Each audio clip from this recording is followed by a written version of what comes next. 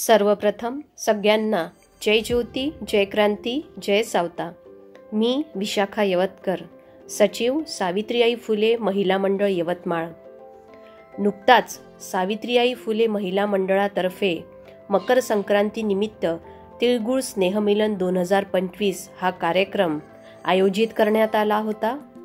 तो 26 जानेवारी रोजी निवृत्त अभियंता भवन येथे अगदी थाटामाटात जल्लोषात पार पडला।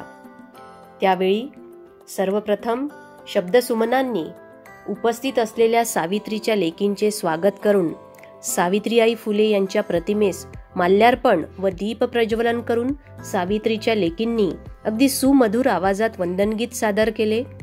त्याचबरोबर ज्याची सर्व बालगोपाळ उत्सुकतेने वाट बघत होते ते म्हणजे आपल्या बालगोपाळांची लूट देखील अगदी आनंदात उत्साहात पार पडली। बालगोपाळांसहित सावित्रीच्या लेकींनी सुद्धा अगदी आनंदमय वातावरणात मनसोक्त आनंद लुटला। त्याचबरोबर सावित्रीबाई महिला मंडळातर्फे तिळगुळ स्नेहमिलन कार्यक्रमात एक अभिनव उपक्रम राबविण्यात आला। यात आम्ही स्वयंसिद्धा महिलांचा साडी चोळी ओटी भरून अगदी सन्मान केला। त्यावेळी त्या महिला त्या सन्मानाने अगदी भारावून गेल्या होत्या।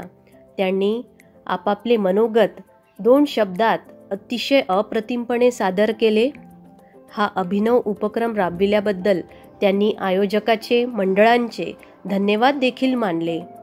त्याचबरोबर सावित्रीच्या लेकींनी विविध गेम्स खेळून उखाणे सादर करून तिळगुळ स्नेहमिलनाचा अगदी मनसोक्त आनंद लुटला।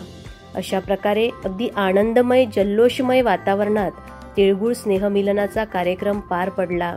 त्याबद्दल आयोजकांचे, मंडळाचे, समस्त उपस्थित सावित्रीच्या लेकींनी आभार व्यक्त केले व दरवर्षीप्रमाणे यंदाही तिळगुळ स्नेहमिलनाचा कार्यक्रम अगदी उत्साहात पार पडला। माझ्या शब्दांना इथेच विराम देते आणि थांबते। धन्यवाद। जय ज्योती, जय सावित्री।